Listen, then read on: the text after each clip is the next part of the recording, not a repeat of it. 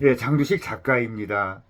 작년 여름 30년이 넘은 오래된 그 아파트 단지로 이사를 왔다.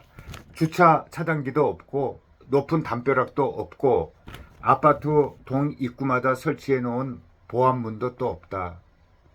600세대가 넘는 작지 않은 단지인데 경비 아저씨 몇 사람 있는 게 그 전부다. 하지만 이 아파트에 1년도 넘게 사는 동안 보안 때문에 불안했던 적은 단 한 번도 없다. 주차 차단기 대신 아파트 관리소에서 배부받은 주민용 차량 스티커가 전부인데 지하 주차장도 없는 아주 오래된 아파트의 주차 질서가 만들어진다. 층간 소음을 또 걱정했지만 이사 오기 전에 살던 새 아파트보다 더 조용한 생활을 또 하고 있다. 보안 장치 없는 아파트 현관문으로는 배달 서비스를 하는 사람들이 수시로 자유롭게 또 오간다. 누구에게나 개방된 아파트 마당과 그 사이길은 지하철로 가는 온 동네 사람들의 그 지름길이다. 집 사는 일은 늘 우선순위에서 밀렸다. 2년 전 처음으로 집을 사야겠다는 생각이 어렴풋이 들었다. 그리고 올봄 한 동네에 있는 25년 된 구축 아파트를 사야겠다고 결심했다. 마음을 정하기까지 오래 시간이 걸렸다. 집에 쓸모라는 게 그저 사는 곳이라면 전셋집에 살아도 하등 불편함이 없었다. 때가 되면 닥쳐오는 이사 날짜도 젊었을 때는 이 집 저 집 살아보며 재미있기만 하더라. 하지만 이건 나이가 들수록 점점 귀찮고 싫어진다. 딱 한 번 전세 사기에 문턱까지 갔다가 그 절묘한 그 타이밍에 잘 빠져나와 가슴을 이렇게 쓸어 내린 적이 있다. 그렇게 우리는 인생을 살면서 그 집의 쓸모에 대해서 또 생각하게 된다. 집은 사람을 담는다. 사람도 집을 담는다. 인문의 지리학자 이프 투아는 장소애라는 아름다운 그 단어로 인간과 장소의 사랑에 대해 또 말한다.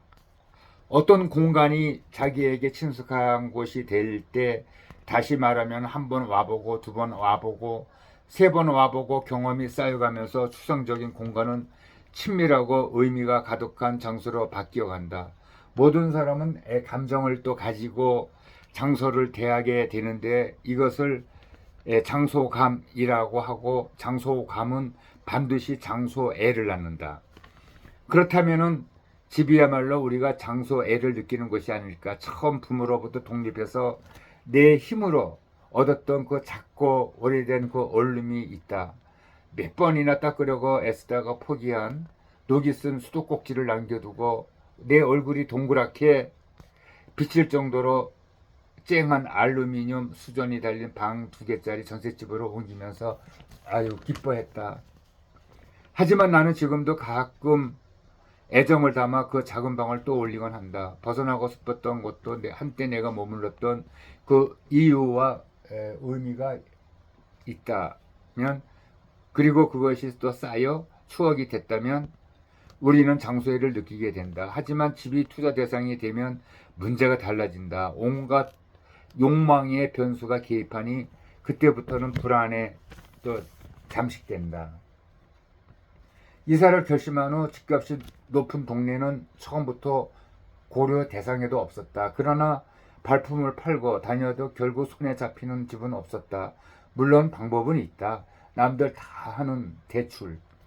그 빚 있는 생활을 해본 적이 없다. 그러나 그 추억이 되는 대출 금액은 신기루만 같았다.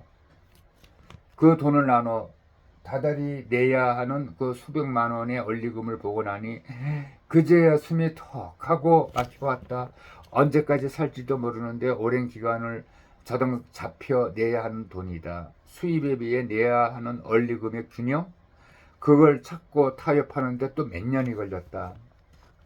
전세 보증금에 내가 벌고 있는 돈, 그리고 앞으로 내가 벌 수 있는 돈을 이래저래 더하고 빼고 나니 그래도 손에 잡히는 동네가 있었다. 이 와중에도 사람들은 50억 혹은 100억이 넘는다는 아파트를 잘도 팔고 샀다. 이로 인해 혹이나 부동산 가격의 변동이 있을까 싶어 찍어둔 아파트 단지의 매물 가격을 매일매일 들여다보았다. 그럴 때마다 남편이 말했다. 아무 일도 안 일어나요.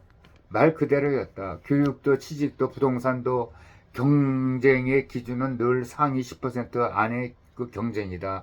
하지만 그 기준 아래 살고 있는 더 많은 사람이 행복한 사회가 되어야 하지 않을까. 어제도 오늘도 내일도 먹고 사는 일만 걱정하는 사람들에게 내게도 일어날 일을 만들어야 한다. 다시 전셋집 보증금에 통장의 잔액을 더해보고 또 생각한다. 집은 사야 하는 걸까? 사는 곳이면 되는 걸까? 아무 일도 일어나지 않는 아침에 생각해본다. 네, 이 이야기는 그 오피니언, 그 느린 우체통에서 그 최여정 그 작가가 이야기를 해줬습니다. 그리고 제목으로는 집은 사람을 담고 사람도 또 집을 담는다라는 제목으로 아주 그 이쁜 이야기를 나열해 줬습니다. 잘 봤습니다.